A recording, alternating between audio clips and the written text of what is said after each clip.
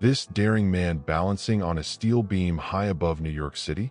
That's Charles Ebbets, the photographer behind one of the most famous images in history, lunch atop a skyscraper. It's 1932, and the Great Depression is in full swing. While most people were struggling to find work, Ebbets was out here risking his life to capture a shot that would symbolize courage and resilience for generations. No safety harness, no second chances, just a man, a camera, and a city reaching for the sky. Looking at this moment frozen in time, one thing is clear. Some pictures aren't just taken, they're earned.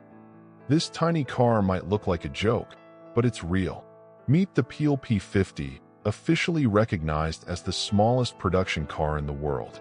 Built in 1962, it was just 54 inches long and 41 inches wide, smaller than some motorcycles. Designed for short trips around town, it had no reverse gear. You literally had to pick it up and turn it around. And believe it or not, it was street legal. The Peel P50 became an icon of quirky innovation, proving that sometimes less really is more. Would you dare to drive one of these today? Would you dare to do this? Hanging hundreds of feet above Manhattan, this fearless worker rides a massive crane hook like it's nothing. The year is 1932, and the world is in the grip of the Great Depression. But up here, the race to finish the Empire State Building is on. With no harness, no safety nets, and the wind howling between steel beams, these men risked everything to build what would become an American icon. Every skyscraper tells a story, but this one was written in sweat and sheer courage. Could you handle this job for even one day? This isn't a movie scene, it actually happened. In 1984, New Yorkers looked up and saw something surreal, a massive dinosaur skeleton flying through the sky. The fossil belonged to the American Museum of Natural History, and it was being relocated using a heavy lift helicopter. Imagine the reactions on the streets. People thinking Jurassic Park had come to life years before the movie even existed. One question remains. If you saw this above your city today, would you run or just grab your camera? Look closer. This isn't just a balcony, it's survival. The year is 1946, and Berlin lies in ruins after the devastation of World War II. Amid the rubble, this woman sits calmly, surrounded by flower pots, holding on to a fragment of normal life in a world that had collapsed. There were no walls, no roof, just broken bricks and silence where families once lived. Yet, she found the strength to create a home among the ruins, a quiet act of defiance and hope. Would you have that kind of resilience? This photograph shocked the world. Taken in 1863, it shows the back of an escaped slave named Gordon, his skin covered with deep scars from brutal whippings. During the Civil War, this image became undeniable proof of the cruelty of slavery in the United States. It was published in newspapers across the country, fueling the abolitionist movement and changing public opinion forever. Behind every scar is a story of pain and resilience. Gordon didn't just survive. He joined the Union Army to fight for freedom. Looking at this, can you imagine the strength it took to keep going? In this photograph from 1957, a 15-year-old girl named Dorothy Counts walks toward her new school in Charlotte, North Carolina. She was one of the first black students to integrate an all-white school under the Supreme Court's decision in Brown versus Board of Education. Look at her face, calm, composed, while behind her, a mob of white students jeers, mocks, and hurls insults. Some even threw rocks that day. Dorothy's bravery turned into a national symbol of the fight for civil rights. She endured unimaginable hostility, but her silent strength spoke louder than any words. This image reminds us, courage isn't loud. It's walking forward when the whole world wants you to stop. This photograph captures Adolf Hitler at the 1934 Nazi Party rally in Nuremberg, a carefully staged display of absolute power. Look closely at the endless rows of soldiers, the towering banners marked with swastikas, the precision in every movement. This wasn't just a political gathering. It was psychological warfare, a spectacle designed to hypnotize an entire nation. Each camera angle, each formation, choreographed to make Hitler appear unstoppable. Images like this remind us how propaganda can turn ambition into tyranny and blind obedience into history's darkest chapters. This stunning image takes us back to the golden age of glamour, the 1950s.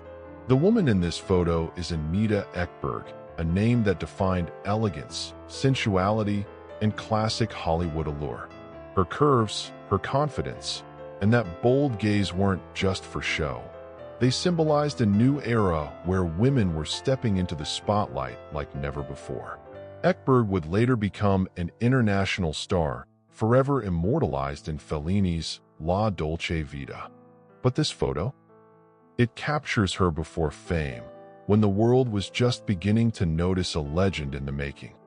This photo captures Rosemary Kennedy at just 23 years old, smiling, full of life, and completely unaware of the dark twist her story would take.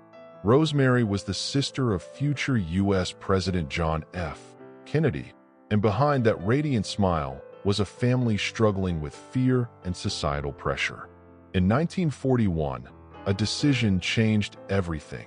A lobotomy, a controversial and devastating procedure of the time, left her incapacitated for the rest of her life. This haunting image reminds us how beauty and innocence can hide unimaginable tragedy. Imagine falling from the sky without a parachute. That's exactly what happened to Alan Eugene McGee in 1943. A U.S. airman during World War II, McGee's B-17 bomber was shot down over France. Trapped and wounded, he had no choice but to jump from 22,000 feet. He plummeted for over 4 miles before crashing through the glass roof of a train station. Everyone thought it was impossible to survive, but against all odds, he lived. McGee suffered multiple injuries but recovered and went on to live a long life. This isn't just a story about luck, it's a story about human resilience.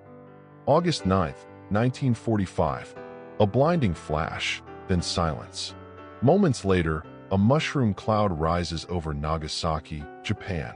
The bomb was called Fat Man, and it carried a destructive power the world had never seen before, plutonium equivalent to 21,000 tons of TNT.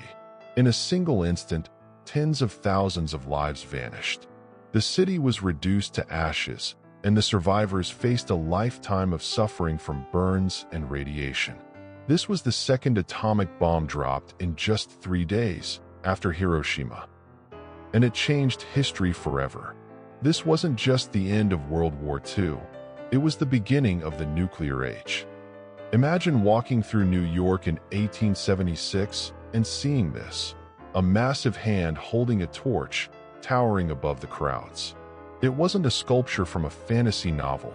It was the very first piece of the Statue of Liberty ever built.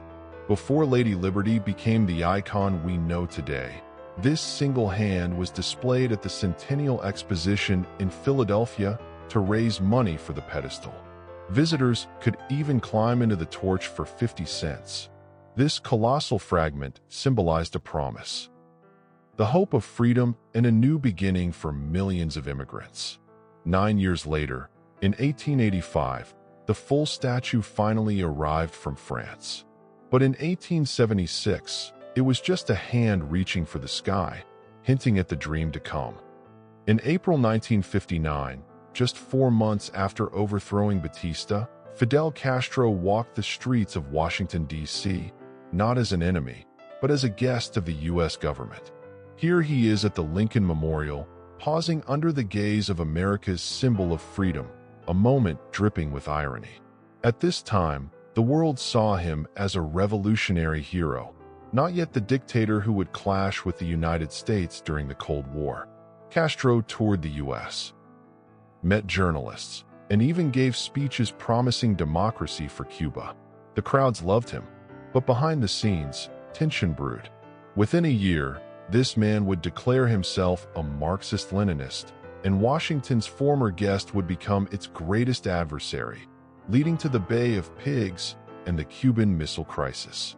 Looking at this photo now, it feels like history holding its breath.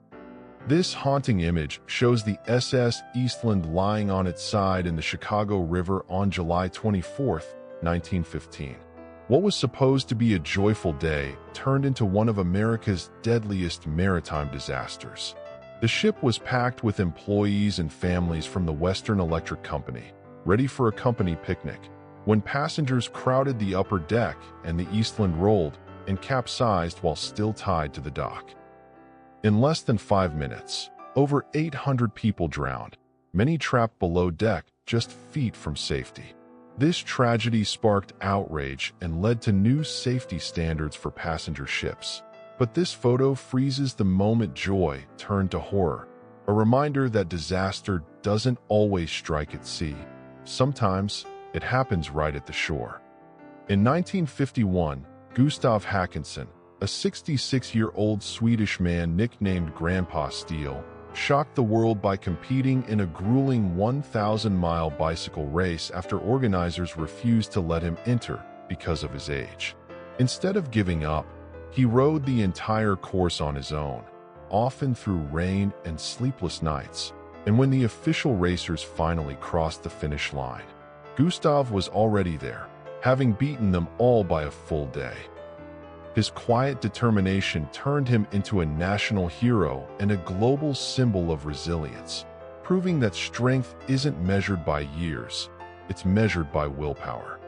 In 1904, this bustling scene at a Costa Rican train station captured a world in transition. The photograph shows elegantly dressed women balancing baskets of goods on their heads, men in suits and hats mingling on the platform, and passengers leaning out of the train windows for a quick exchange before departure.